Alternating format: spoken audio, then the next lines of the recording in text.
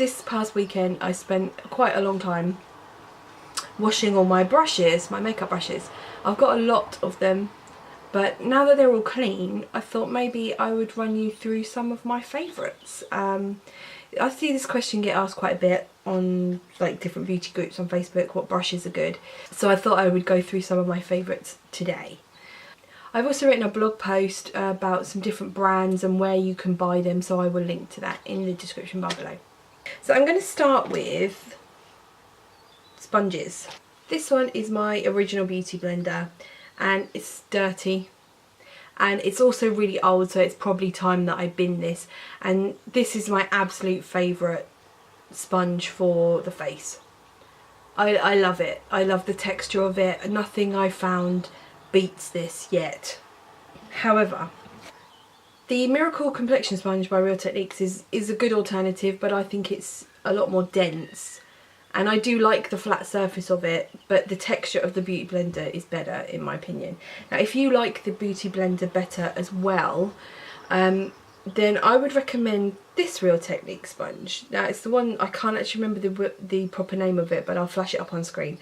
It's covered in hair, that's gross. Sorry, I just dropped it. Yeah, so it's this one, it's this weird shaped one. Again, it's got a flat edge, but the texture of it when it's wet, I think is the most similar that I've found so far to the original Beauty Blender. I'm sure there's others out there that are good dupes as well. I haven't had this one that long. It probably is time to replace it, because you're meant to replace them every 1 to 2 months, which I didn't realise, and some of mine are older than that. But that happened really quickly with this.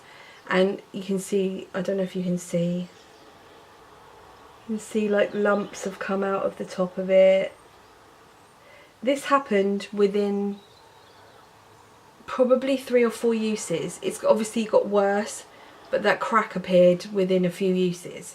So I find that annoying, but you know, it's still going, although it is probably time to replace it. But yeah, that's really nice. And I love the little mini Miracle Complexion sponges, which are meant for underneath the eye. I use this every single day to blend out my under eye concealer and to put powder on under there to set my lid and just to blend out my concealer in any smaller areas. So I absolutely love this. The other one I've got that's similar, I can't actually find the other one I've got that's similar. I know Makeup Revolution do some, but I've not tried those yet. But W7 makes some. You can get them on Amazon and they are a few quid for 2. And they're very similar in texture to the Beauty Blender. I've not tried the mini original Beauty Blenders, but these are fabulous. So I'm going to move on to brushes. It was really hard not to pick like 50 brushes because I have so many and I love them, lots of them for different reasons, but I'm going to go through the ones that I use the most often. This is the Barry M bronzer brush, that's what they call it. This is a little kabuki brush. I use this for blending in foundation. I like it for sort of spreading foundation all over my face. If it's a bit of a thicker foundation, then I use my Beauty Blender to blend it in. Or if it's quite a thin liquidy consistency, like the foundation drops from Gosh, then I like to use it to blend that foundation in. I really like this brush, it's really soft.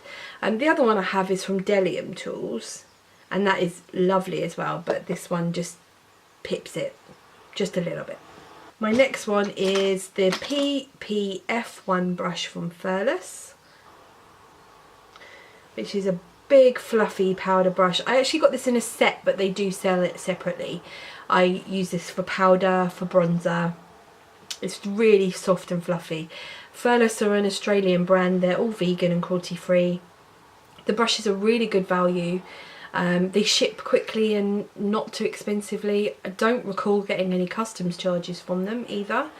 And they're just such a nice brand. They do makeup as well. I've got a couple of their older eye pigments. I keep meaning to order some of the new ones. But their brushes are fabulous. Definitely 100% recommend Furless.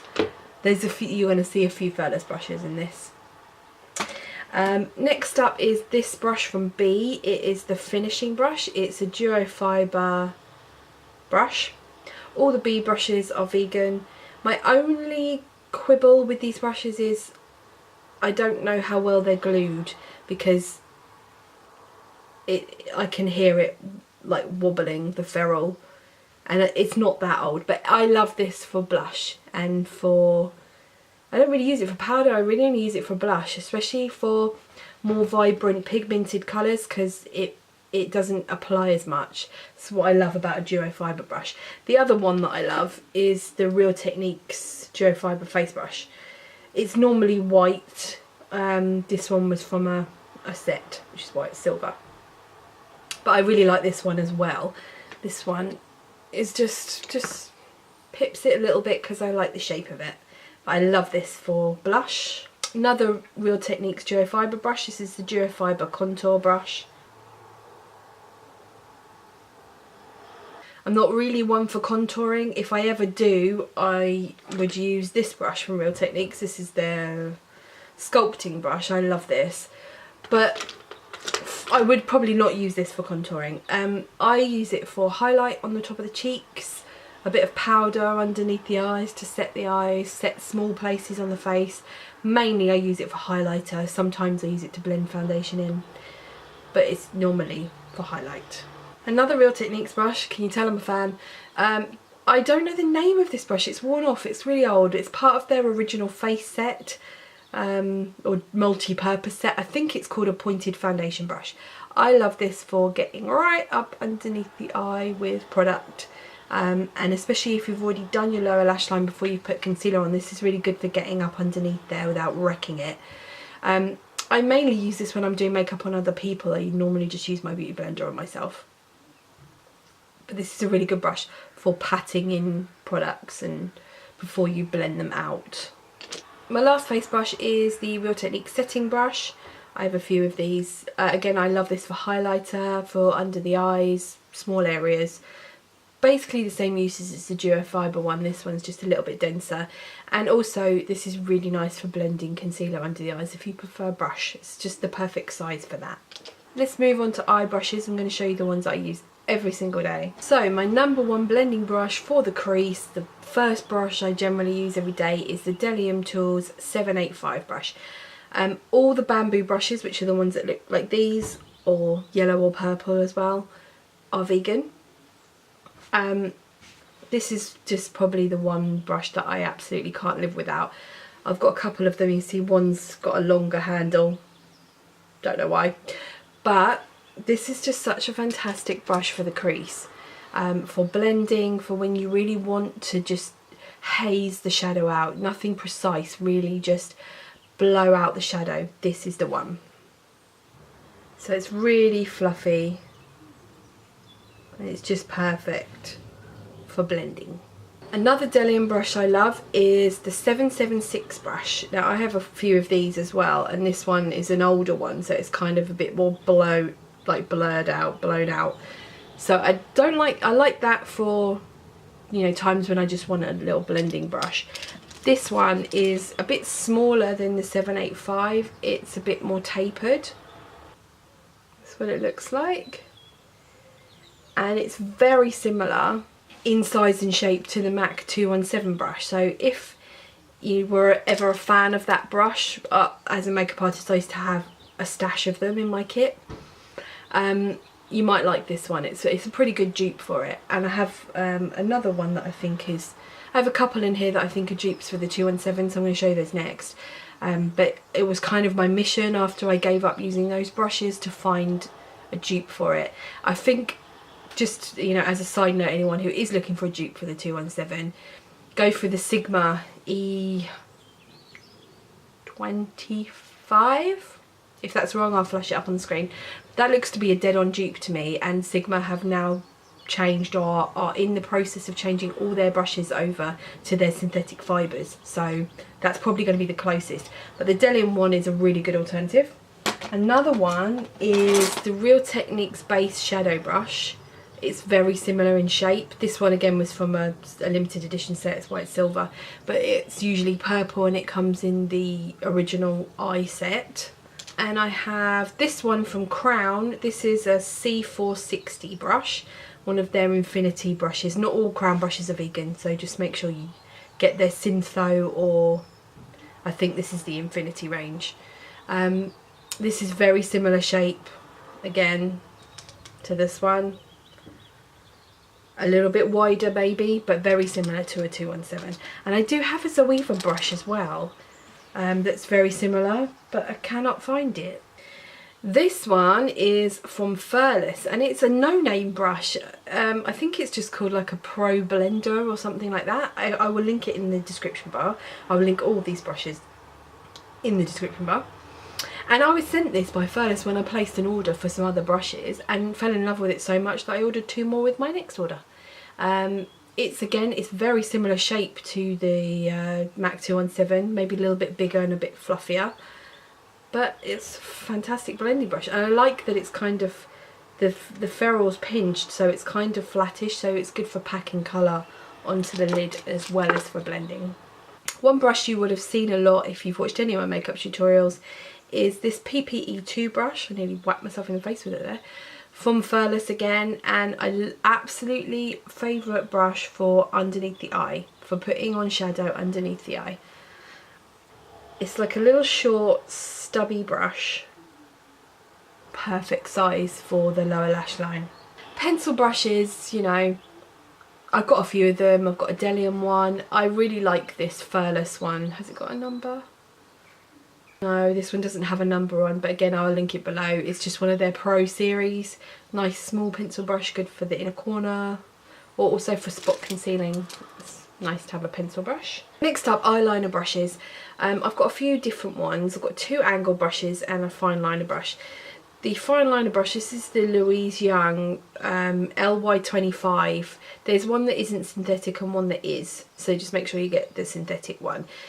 I do love the shape of this, but the handle hasn't worn well. It's really scraped up and it's hard to get that shape to stay perfect.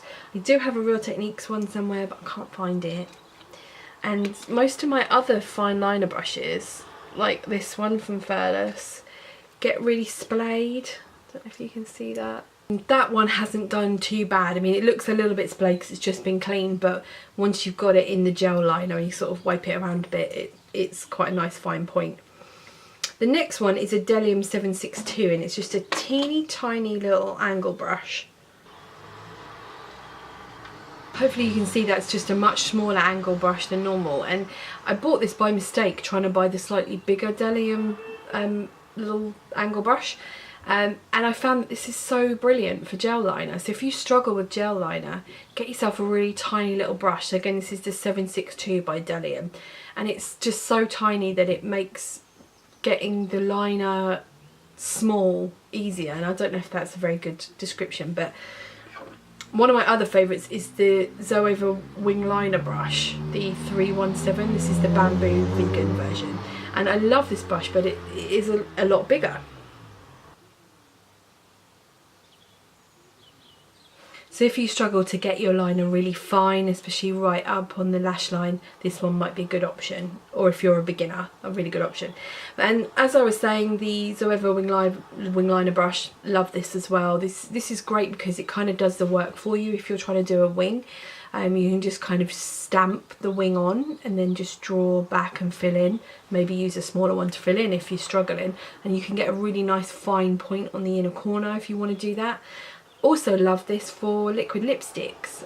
Sometimes they can be tricky to put on, especially the darker colours, which are hard to get perfect. It's also really good to clean up around the edge with some concealer if you've gone out the lines a bit. And I also love dipping it in eye makeup remover and just cleaning up any wings if I mess up my eyeliner. And then lastly is this little mini fan brush. And this is the C134 Lash Fan brush from Crown, and it's for mascara basically. And it sounds weird because obviously you get a spoolie type of brush in a mascara, that's your traditional mascara wand, but this is just so fantastic for getting the tops of the lashes. And also if you've got a rather large wand on your mascara, I don't know about you, but I tend to stab myself in the eye with it. It's rubbish for bottom lashes. This, you just kind of get some of the mascara on there, you can get right up to the lash line with it. And this is also brilliant if you're a makeup artist or you're doing somebody else's makeup, because sometimes it can be quite scary coming at someone with a mascara wand. If you want to get them to look up to do the bottom lashes or get the tops of the lashes, this is brilliant for that. I love this. I use it when I'm using a bit more of a clumpy mascara, or you know, a wetter formula. I find this easier. So that is it for my favourite brushes. Let me know below what your favourite brushes are. What's your favourite brand? What's your favourite one? Which one can you not live without? If I haven't got it, maybe I need to try it. Don't forget to check out my blog post, which is linked below, for details of brush brands that I like and where you can find them. And please like this video and subscribe, and I will see you soon.